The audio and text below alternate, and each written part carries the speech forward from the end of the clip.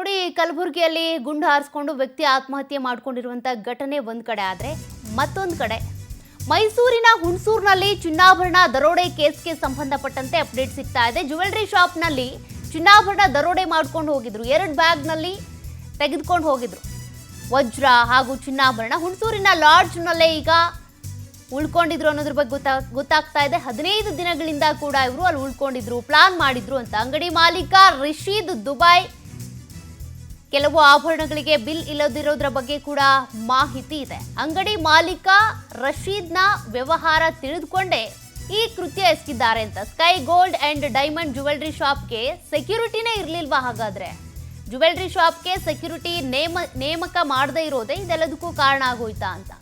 Robbery ನಡುವೆ ಅನುಮಾನ ಹುಟ್ಟಿಸಿದಂತ ಮಾಲೀಕನ ನಡೆ. ಪೊಲೀಸರಿಂದ ಮಾಲೀಕ ರಶೀದ್ ಮತ್ತು ಸಿಬ್ಬಂದಿಯನ್ನ ವಿಚಾರಣೆ ಮಾಡ್ತಾ ಇದ್ದಾರೆ. ಮೈಸೂರಿನ ಹುಣಸೂರಿನಲ್ಲಿ ಚಿನ್ನಾಭರಣ ದರೋಡೆ ಕೇಸ್ಗೆ ಸಂಬಂಧಪಟ್ಟಂತೆ ಈ ವ್ಯಕ್ತಿ ಕೇರಳ ಮೂಲದ ವ್ಯಕ್ತಿ. ಇತ್ತೀಚೆಗಷ್ಟೇ ಬಂದು ಚಿನ್ನದ ಅಂಗಡಿಯನ್ನ ತೆರೆದಿದ್ದ. ದರೋಡೆಕೋರರು ಹುಣಸೂರಿನ ಲಾಡ್ಜ್ನಲ್ಲೇ ಉಳ್ಕೊಂಡಿದ್ರು ಅನ್ನೋದ್ರ ಬಗ್ಗೆ ಈಗ ಸಿಗ್ತಾ ಇರುವಂತ ಮಾಹಿತಿ. CCTV ದೃಶ್ಯಗಳನ್ನ ನೀವು ಗಮನಿಸ್ತಾ ಇದ್ದೀರಿ. ಯಾವ ರೀತಿಯಾಗಿ ಅಲ್ಲಿದ್ದಂಥ ಚಿನ್ನಾಭರಣಗಳು, ವಜ್ರದ ಆಭರಣಗಳನ್ನ ಬ್ಯಾಗ್ನಲ್ಲಿ ತುಂಬಿಕೊಂಡು ಹೋದ್ರು ಅಂತ. ಮತ್ತೊಂದು ಕಡೆ ಈಗ ಇವರು ಆ ಹುಣಸೂರಿನ ಲಾಡ್ಜ್ನಲ್ಲೇ 15 ದಿನಗಳಿಂದ ಉಳ್ಕೊಂಡಿದ್ರು. ಅಂದರೆ ಒಂದಷ್ಟು ಮಾಹಿತಿಯನ್ನು ಕಲೆ ಹಾಕ್ತಾ ಇದ್ರು. ಈ ಜ್ಯುವೆಲರಿ ಶಾಪ್ ಓಪನ್ ಆಗಿದ್ದು ಯಾವಾಗ, ಈ ಚಿನ್ನದ ಅಂಗಡಿಯ ಮಾಲೀಕ ಯಾರು, ಚಿನ್ನದ ಅಂಗಡಿಯ ಪರಿಸ್ಥಿತಿ ಹೇಗಿದೆ, ಅಂದರೆ ಕಂಡೀಷನ್ಸ್ ಅಂತ ಬಂದಾಗ ಕೆಲವೊಂದು ಚಿನ್ನಾಭರಣಗಳಿಗೆ ಇಲ್ಲಿ ನೋಡಿ ರೇಟಲ್ಲಿ ಎಷ್ಟಿದೆ, ಪ್ರೈಸ್ ಇದೆ ಅನ್ನೋದ್ರ ಬಗ್ಗೆ ಅಲ್ಲಿ ಹಾಕ್ತಾ ಇರಲಿಲ್ವಂತೆ, ರಶೀದಿ ಕೊಡ್ತಾ ಇರಲಿಲ್ವಂತೆ. ಇದೆಲ್ಲದ್ರ ಬಗ್ಗೆ ತಿಳ್ಕೊಂಡಿದ್ರು. ಇದನ್ನು ತಿಳ್ಕೊಂಡೇ ದರೋಡೆಕೋರರು ದೋಚ್ಕೊಂಡು ಹೋಗಿದ್ದಾರೆ. ಮತ್ತಷ್ಟು ಡೀಟೇಲ್ಸ್ ಕೊಡ್ತಾರೆ ಪ್ರತಿನಿಧಿ ಪ್ರೇಮ್ ಕುಮಾರ್. 15 ದಿನಗಳಿಂದ ಕೂಡ ಹುಣಸೂರಿನಲ್ಲೇ ಕದಿಮರು ಉಳ್ಕೊಂಡಿದ್ರು ಅನ್ನೋದ್ರ ಬಗ್ಗೆ ಅಪ್ಡೇಟ್ ಸಿಗ್ತಾ ಇದೆ. ಸದ್ಯ ಪೊಲೀಸರು ಏನ್ ಹೇಳ್ತಾರೆ? ತಂಡಗಳನ್ನ ರಚನೆ ಮಾಡಲಾಗಿದ್ಯಾ? ಎಲ್ಲಿಗೆ ಬಂತು ತನಿಖೆಯ ಹಂತ?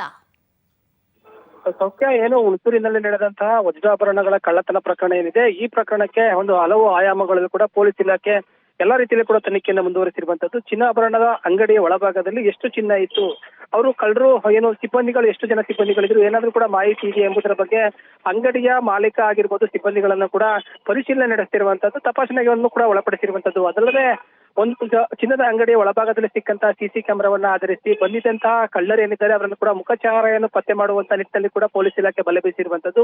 5 ತಂಡಗಳನ್ನ ರಚನೆ ಮಾಡಿ ಹುಣಸೂರಿನಿಂದ ಹೊರಭಾಗಕ್ಕೆ ಹೋಗುವಂತ ರಸ್ತೆಗಳೆಲ್ಲ ಕೂಡ ತಪಾಸಣೆಗಳನ್ನ ಮುಂದುವರಿಸಿರುವಂತದ್ದು. ಎಲ್ಲ ವಾಹನಗಳು ಆಗಿರ್ಬೋದು, ಬೈಕ್ ವಾಹನಗಳಾಗಿರ್ಬೋದು, ಎಲ್ಲವನ್ನೂ ಕೂಡ ತಪಾಸಣೆ ಮಾಡುವಂತ ನಿಟ್ಟಿನಲ್ಲಿ ಪೊಲೀಸರು ಈಗಾಗಲೇ ಕಾರ್ಯಪ್ರವೃತ್ತರಾಗಿರುವಂತದ್ದು. ಪೊಲೀಸ್ ಇಲಾಖೆ ಎಲ್ಲ ಆಯಾಮಗಳಿಂದ ಕೂಡ ತನಿಖೆ ನಡೆಸಿದ್ದಾರೆ. ಆದ್ರೆ ಕಳ್ಳರು, ಮುಸುಕುದಾರಿಗಳು 5 ಜನ ಕಳ್ಳರು ಆಡುವಾಗಲೇ ಕಳ್ಳತನ ಮಾಡಿರುವಂತದ್ದು. ಇದು ಒಂದು ಇದರಿಂದಾಗಿ ಕೂಡ ಸಾಕಷ್ಟು ಜನರು ಕೂಡ ಬೆಚ್ಚಿ ಬಿದ್ದಿರುವಂತದ್ದು. ಆಡುವಾಗಲೇ ದಾಳಿ ಮಾಡಿದ್ದಾರೆ. ಆದ್ರೆ ಆ 5 ಜನ ಕಳ್ಳರು ಕೂಡ ಹುಣಸೂರಿನಲ್ಲೇ ಕಳೆದ 15 ದಿನಗಳಿಂದ ಬೀಡು ಬಿಟ್ಟಿದ್ರು ಎಂಬ ಮಾಹಿತಿಯನ್ನು ಕೂಡ ಸಿಕ್ಕಿರುವಂತದ್ದು. ಅಲ್ಲಿ ಹೋಟೆಲ್ನಲ್ಲಿ, ಅಂದ್ರೆ ಆ ಚಿನ್ನದ ಅಂಗಡಿ ಏನಿದೆ ಅದರ ಪಕ್ಕದಲ್ಲಿ ಇರುವಂತಹ ಒಂದು ಸ್ವಲ್ಪ ದೂರದಲ್ಲಿ ಇರುವಂತಹ ಒಂದು ಲಾಡ್ಜ್ನಲ್ಲಿ ತಂಗಿದ್ರು. ಆ ಚಿನ್ನಾಭರಣದ ಮುಂದೆ ಏನಾದ್ರೂ ಕೂಡ ಗನ್ಮ್ಯಾನ್ ಇದಾರ, ಅದಕ್ಕೆ ಏನಾದ್ರೂ ಕೂಡ ಸೆಕ್ಯೂರಿಟಿಗಳಿದಾರ ಎಂಬುದನ್ನ ಕೂಡ ಅವರು ಎಲ್ಲಾನು ಕೂಡ ಪರಿಶೀಲನೆ ಮಾಡಿಕೊಂಡು ಅವರೆಲ್ಲನೂ ಕೂಡ ನೋಡ್ಕೊಂಡು ಏಕಾಏಕಿ ಚಿನ್ನದ ಅಂಗಡಿಗೆ ನುಗ್ಗಿರ್ತಾರೆ. ಒಳಭಾಗದಲ್ಲಿ ಇದ್ದಂತಹ ಚಿನ್ನ ಆಭರಣಗಳನ್ನ ಕೂಡ ಗನ್ ಪಾಯಿಂಟ್ ನಲ್ಲಿ ಇಟ್ಟು ಸಿಬ್ಬಂದಿಗಳನ್ನ ಎದುರಿಸಿ ಅಲ್ಲಿಂದ ಚಿನ್ನಾಭರಣಗಳನ್ನ ಕದ್ದು ಪರಾರಿಯಾಗಿರುವಂತದ್ದು. ಈ ಏನು ಅಂಗಡಿಯ ಚಿನ್ನದ ಅಂಗಡಿಯ ಮಾಲೀಕ ಏನಿದ್ದಾನೆ ಅವನು ಎಲ್ಲಿಂದ ಚಿನ್ನವನ್ನ ತರ್ತಾ ಇದೆ, ದುಬೈ ಮೂಲ ಮತ್ತೆ ಕಲ್ಕತ್ತಾ ಮೂಲದಿಂದ ಚಿನ್ನ ತರ್ತಾ ಇದ್ರು.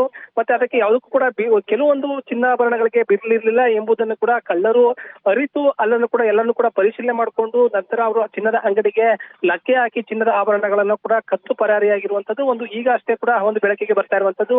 ಈಗ ಎಲ್ಲಾ ಆಯಾಮಗಳಿಂದನೂ ಕೂಡ ಪೊಲೀಸ್ ಇಲಾಖೆ ಕಾರ್ಯಪ್ರವೃತ್ತರಾಗಿ ಒಂದು ಚಿನ್ನದ ಅಂಗಡಿಯ ಮಾಲೀಕ ಏನಿದ್ದಾನೆ ಅವರನ್ನ ಕೂಡ ತಪಾಸಣೆ ಒಂದು ಪರಿಶೀಲನೆ ನಡೆಸ್ತಾ ಇರುವಂತದ್ದು. ಮತ್ತೆ ಹೇಳಿಕೆಯನ್ನು ಕೂಡ ತೆಗೆದುಕೊಂಡು ಪರಿಶೀಲನೆಗೆ ಮುಂದಾಗಿರುವಂತದ್ದು.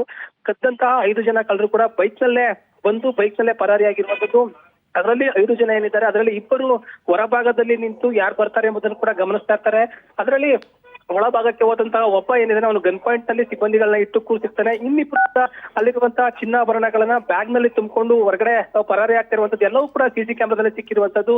ಇಲ್ಲಿಂದ ತಪ್ಪಿಸಿಕೊಂಡಂತಹ ಕಳ್ಳರೇನಿದ್ದಾರೆ ಅವರು ಯಾವ ಭಾಗಕ್ಕೆ ಅಂದ್ರೆ ಮಂಗಳೂರು ಕಡೆಗಾಗಿರ್ಬೋದು ಅಥವಾ ಕೇರಳ ಕಡೆಗಾಗಿರ್ಬೋದು ಹೋಗಿದ್ದಾರೆ ಎಂಬುದನ್ನು ಕೂಡ ಹಳ್ಳಿಗಳಲ್ಲಿ ಅಥವಾ ನಗರ ಪ್ರದೇಶಗಳಲ್ಲಿ ಇರುವಂತಹ CC ಕ್ಯಾಮೆರಾವನ್ನು ಆಧರಿಸಿ ಪೊಲೀಸ್ ಇಲಾಖೆ ಎಲ್ಲ ರೀತಿಯ ಆಯಾಮಗಳಿಂದ ಕೂಡ ಪರಿಶೀಲನೆ ನಡೆಸ್ತಾ ಇರುವಂತದ್ದು. ಸೌಖ್ಯ, ಥ್ಯಾಂಕ್ ಯು ಪ್ರೇಮ್ ಡೀಟೇಲ್ಸ್ಗೆ.